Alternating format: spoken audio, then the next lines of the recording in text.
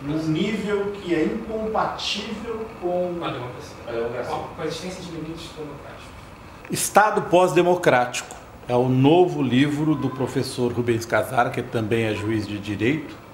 E eu queria, conversando com ele aqui no Rio de Janeiro, que ele fizesse uma breve fala sobre o livro, professor. Esse livro, ele nasce da percepção de uma mutação no Estado.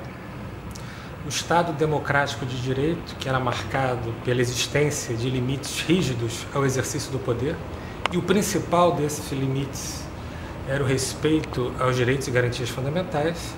Esse Estado, ele desaparece, embora se fale ainda em crise, mas na realidade desaparece, e surge uma nova configuração, no qual não existem mais limites rígidos, em que os direitos e garantias fundamentais, dentro da lógica neoliberal, também são tratados como mercadorias e, portanto, negociáveis.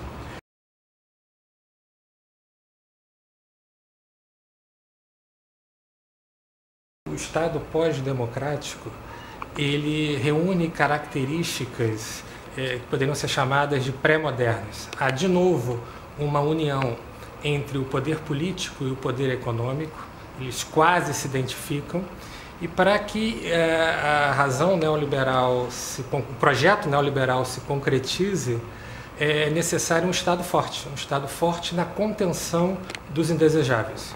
Os indesejáveis seriam aqueles que não interessam à sociedade de consumo, porque não produzem ou porque não consomem, mas também aqueles inimigos políticos, aqueles que se opõem ao projeto neoliberal. Professor, eu li um artigo muito interessante em que o senhor aborda o pós-Mani Puliti na Itália. Sim. Falando que a ascensão do Berlusconi, um pouco como não político, um pouco que representou isso. E o senhor cita o prefeito de São Paulo, João Dória, como uma pessoa que meio que assume um pouco essa posição do não político. Eu queria que primeiro que o senhor fizesse uma análise das consequências da Mãos Limpas na Itália. O que se deu lá? Lá se deu uma brutal criminalização da política tradicional. E com isso a ascensão de políticos que em tudo se identificam com os políticos anteriores, mas com um discurso diferente. Esse discurso da não política não é uma exclusividade do Brasil. Quando João Dória aparece e é eleito prefeito em São Paulo com esse discurso do não político, ele está reproduzindo algo que existiu em vários outros países. São vários os exemplos. Talvez, de fato, o mais significativo seja do Berlusconi. Mas o Trump também, em certa medida, ocupa esse espaço. Você gera um quadro de desânimo, um quadro de demonização da política, para que os políticos se restabeleçam. É mais ou menos aquela chamada lógica de Lampedusa. Você muda para não mudar.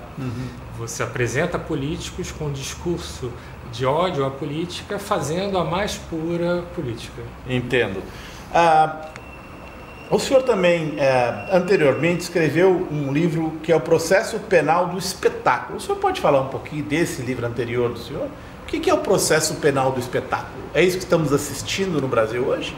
Sim, mais uma vez, é uma consequência da razão neoliberal condicionando a atuação dos atores jurídicos, condicionando a percepção e a exploração do processo como mercadoria.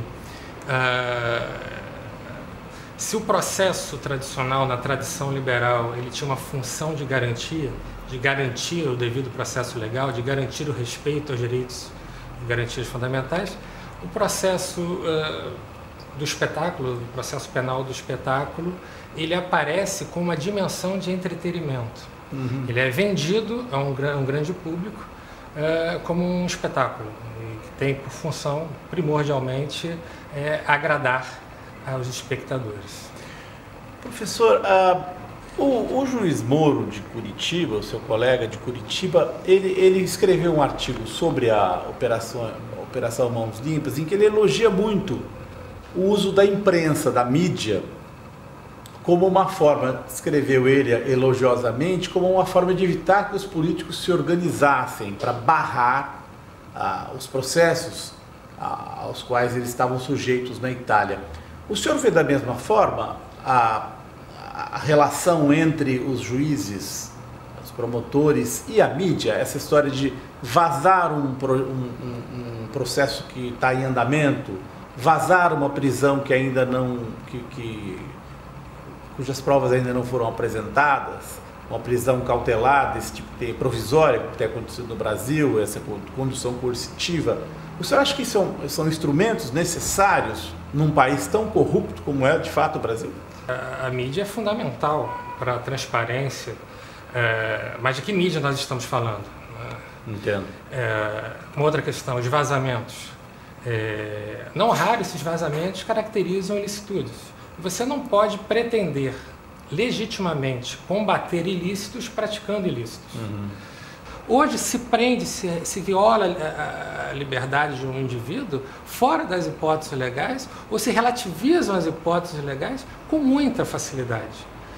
Então, o primeiro passo, eu estou cada dia mais conservador, eu acho que basta uma visão liberal tradicional de seguir as regras do jogo para começar a mudar esse estado de coisas. Chegamos ao ponto em que liberal vai ser uma coisa avançada nesse estado pós-democrático?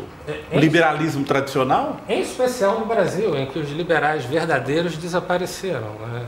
Nós temos pessoas que se identificam, se declaram liberais e são profundamente reacionários, nem conservadores. Professor, eu acho que a gente sente falta disso, do verdadeiro liberal. Já para a atual quadra, diante do que nós estamos vivendo em termos de comprometimento do ideal democrático, do ideal de respeito, de concretização dos direitos e garantias fundamentais para todos e todas, ser liberal já está de bom tamanho. Professor, finalmente, o senhor fala de um embate entre a Constituição de 88, num dos seus artigos, e o que se denomina como o nosso patrimônio autoritário.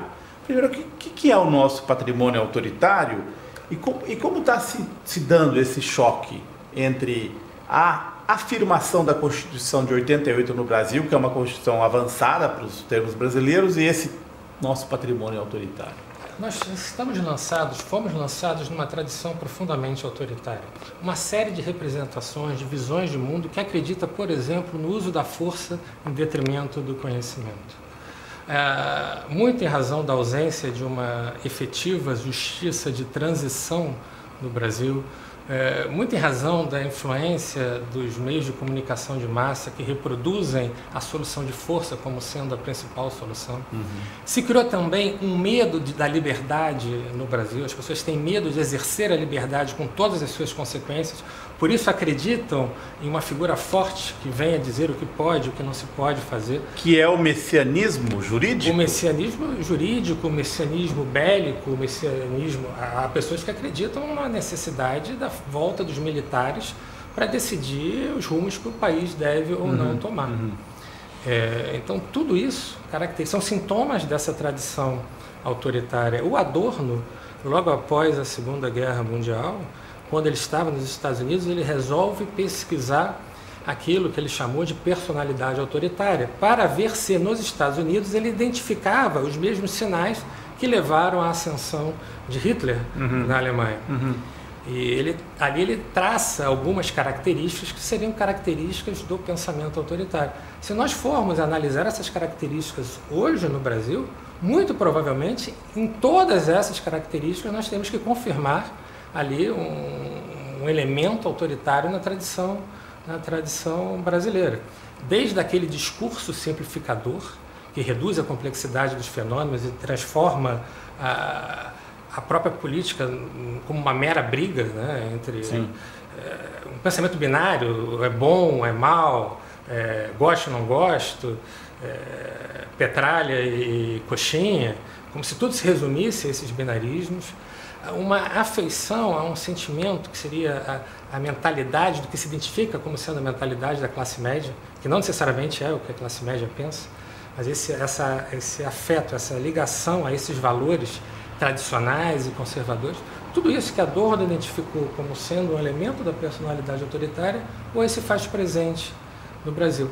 há uma diferença fundamental entre um texto, qualquer texto, por exemplo, a Constituição, e a norma que nós produzimos para atuar no mundo a partir daquele texto. Em um país de tradição autoritária, essa tradição autoritária condiciona a nossa maneira de ver o mundo, condiciona, por exemplo, a maneira como nós aplicamos o texto legal, como nós interpretamos e compreendemos o texto legal. Por isso nós produzimos no mundo da vida soluções autoritárias. Nós produzimos normas autoritárias, por mais que o nosso texto seja um texto tendencialmente democrático. Entendi. Por mais que o projeto da Constituição seja democrático, nós produzimos normas autoritárias. Hoje mesmo nós vimos uma decisão no Supremo Tribunal Federal no sentido de que é possível uma lei retroagir para alcançar fatos anteriores, no caso a lei da ficha limpa chamada, que também tem toda uma origem, um germe autoritário, né? Isso é consequência dessa nossa tradição autoritária. E o que é pior, muitas vezes nós produzimos soluções autoritárias na crença de que estamos produzindo um bem para a sociedade. E como diz o professor Agostinho Ramalho, o risco hoje é descobrir quem nos a dificuldade, na realidade, é descobrir quem nos protege da bondade dos bons.